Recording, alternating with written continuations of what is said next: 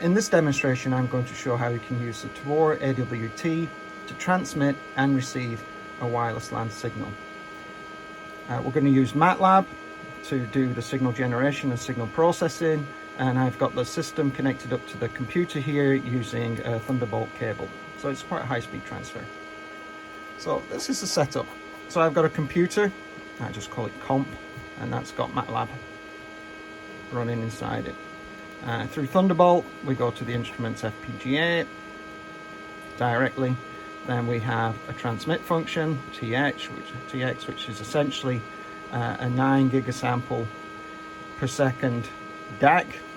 And on the receive function, we have a 5.4 gigasample per second analog to digital converter.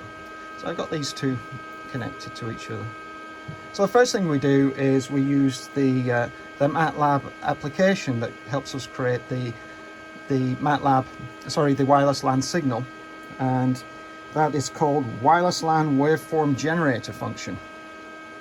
And essentially I've set it up to create a beacon signal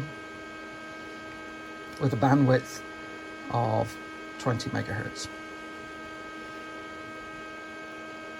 which essentially equates to 20 megasamples per second of points.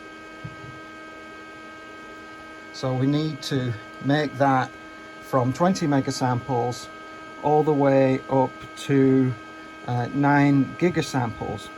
So we'll do an interpolation function and sample it up. So that's the first thing in our signal processing chain. So first of all, we've got the wireless LAN generator, creates a baseband signal, but it's only at 20 megasamples per second.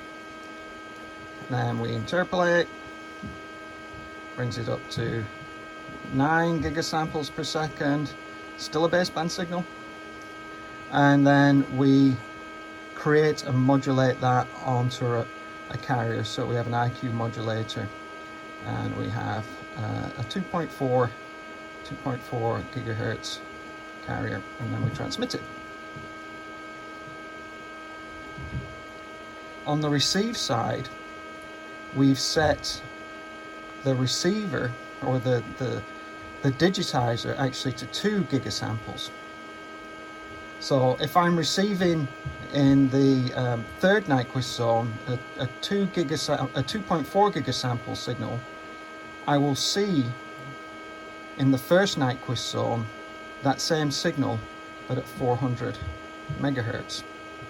And doing it this way is a lot better, because if we're at 5.4 gigasamples, that means our effective bandwidth, theoretical bandwidth, is going to be about 2.7 gigahertz. So when we're at 2.4 gigahertz, we've only got a few sample points per period of that type of signal. So I'm using a downsampling technique here and creating the signal at 400 megahertz. So we've got the ADC, we're clocking it at 2 gigasamples, and we're actually using the first Nyquist undersampled signal, so it leaves us with a 400 megahertz signal here. And then what we have to do is a little bit of filtering, and so we receive the signal, it's got a DC level on it, so I take the DC level out, and you can see this on this part of the display. These top two are time domains. And then also we want to provide some kind of gating function, so we're just analyzing the points and doing some data reduction essentially. I feed that then into an FFT, and so if we're sampling at 2 gigasamples per second, this FFT here goes from 0 to 1 gigahertz. That's half of 2 gigasamples. And then finally, what we do a little more data reduction. Put a little box here for data reduction, and we tune it. So this final one here is tuned in. So we're centered at we're centered at 400 megahertz. Got a span of about 30 megahertz there, and you can see the signal. So I'll just call that tuned.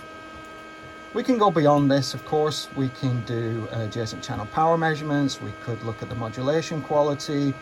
We could do CCDF measurements. But for now, I think this is a good example of how you could use an arbitrary waveform transceiver with MATLAB to both generate and receive different types of signals.